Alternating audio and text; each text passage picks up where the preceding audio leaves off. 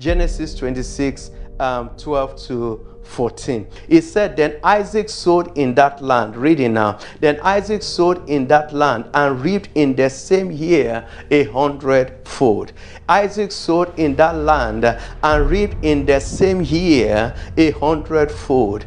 And the Lord blessed him. The man began to prosper and continued prospering until he became very prosperous, for he had possession of flocks and possession of herds and a great number of servants, so the Philistines envied him. Now, this is the thing. Isaac was living in a land where there was famine.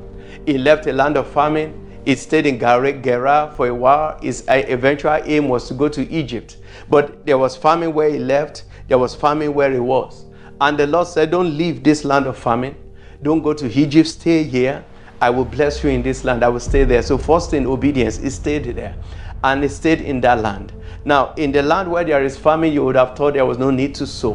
But he decided, you know what, I'm going to sow, because that was his own understanding of the fact that God was going to prosper him. Now, the key to it was that he sowed in that land and reaped in the same year 100-fold.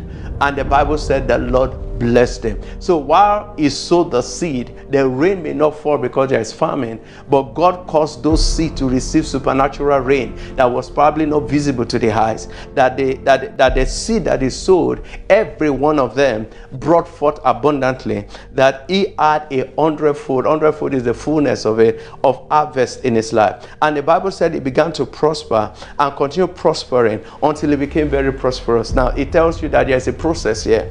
He began to prosper, he continued prospering until he became very prosperous. There's a process of prospering. It's a continuity. Your faith must be in continuity. Your reality must be in continuity. Your declaration must be in continuity. How you walk with God must be in continuity. So you see that he began to prosper, continued prospering until he became very prosperous. And the Bible said, for he had. Now that one caught me a while. For he had. For he had, not in debt, for he had in the fullness, for he had.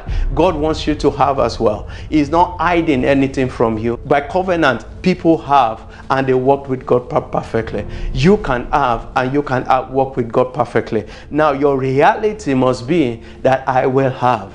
Your reality must be that the Lord blesses me. I walk in wealth. I walk in plenty. I walk in abundance, because I know that that is the will of God for me.